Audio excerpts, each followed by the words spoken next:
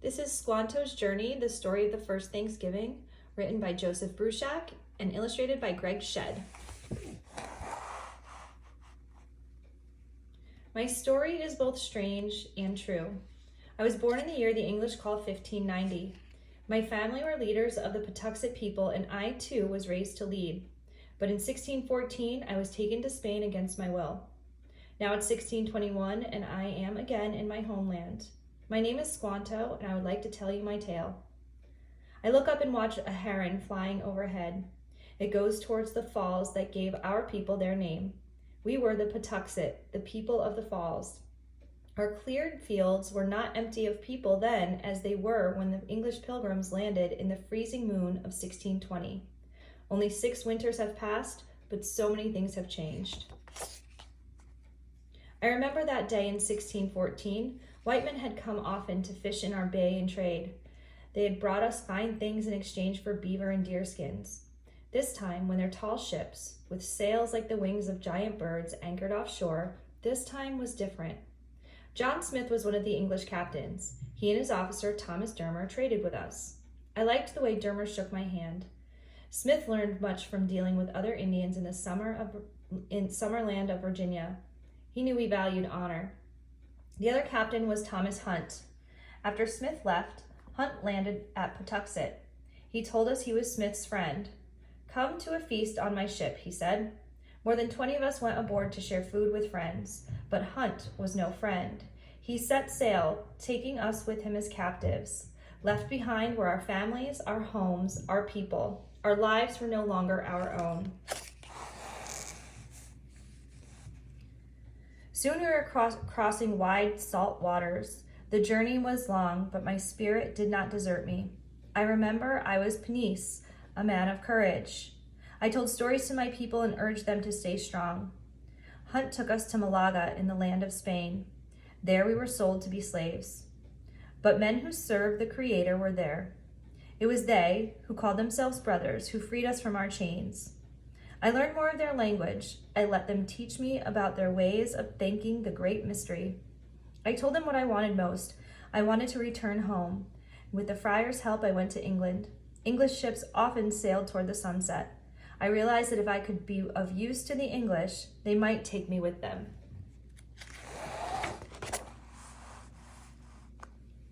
It took much work, but I learned the language well. In March of the year they call 1619, I sailed back to New England at the side of my friend Thomas Dermer, one of John Smith's officers.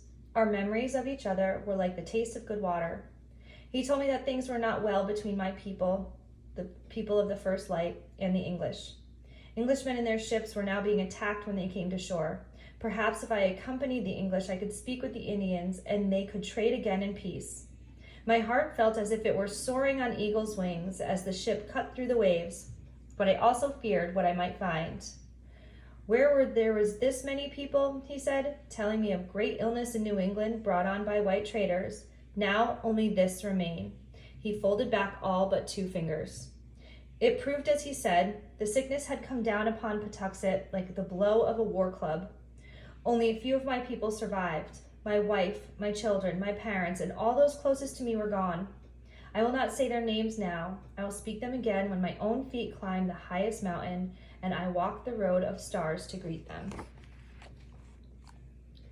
Together, Thomas Dermer and I did our work. We made friendly contact with the Namasket and the Pocanoket. More than once, my words saved the life of my English friend. Peace seemed within our reach. But Epinow, the powerful sachem of Capewalk, viewed the English as one might a deadly serpent. Epinow, too, had been taken to England as a slave and brought back to act as a guide. He had escaped and vowed to always fight the white men. The deeds of other Englishmen convinced his people that he was right. In the summer of 1620, as Thomas Dermer and I talked of peace, an English captain invited a party of Indians on board their ship. Then suddenly, the white men shot them down. When we reached the island of Capewalk, Epinow and his warriors attacked us. Many English were killed. Thomas Dermer was wounded. With my help, he was able to escape, but I was taken captive and given to the Pocanoket as a prisoner. That November, when the Mayflower reached the shore, the Pocanoket watched. They did not come close to the English. If the Pokanoket had been stronger, they might have attacked the white men, wiped them out, or driven them away. But the Pokanoket were still weak from the great sickness. Where there had been thousands, now there were hundreds. The strength of our people was so small now that the Narragansett to the south, untouched by the plague themselves, ordered the once proud Pokanoket and the Namasket to pay them tribute. I spoke to Massasoit, the sachem of Pokanoket, as a Panisse should, with respect and honor. Befriend the English, I said. Make them come to understand and support our people. Massasoit did not listen at first. He watched silently through the winter. Then Samoset came to visit. He was a sachem of the Pemaquid people who lived further up the coast. He had done much trading with the English. He knew some of their language.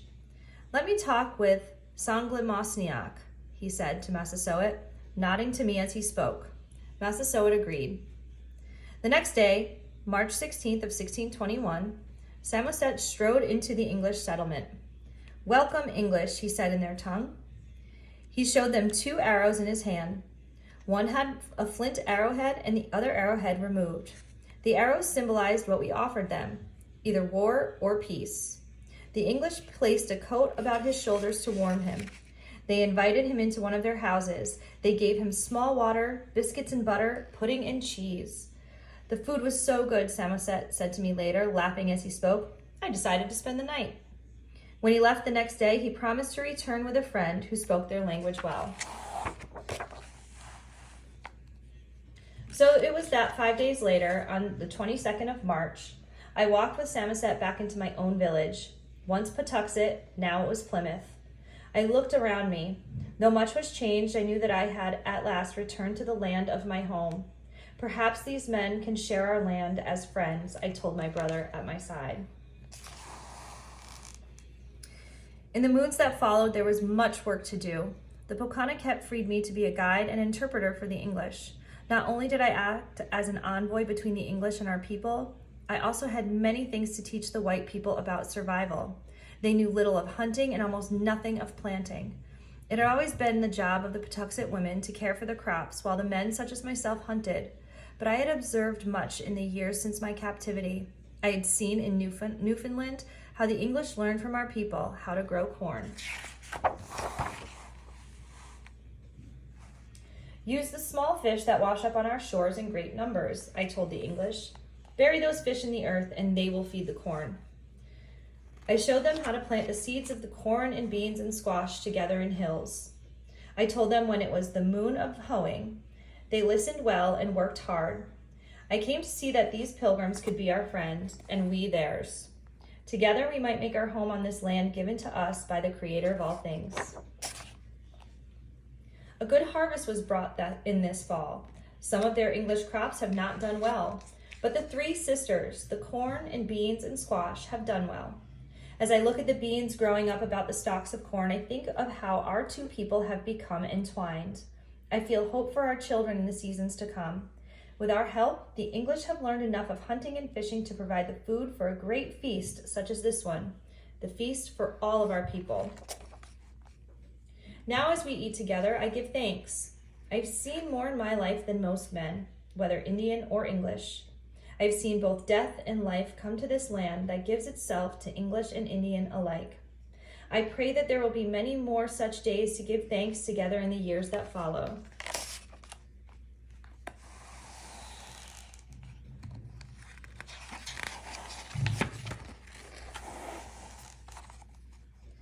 I am Squanto. I am known to all those who gather here, English, Pokanoket, Namasket, even a few of my own surviving Patuxets. I speak to you as a Panisse, a man of honor. I will never leave this land. I give thanks for all of our people to the Creator of all things.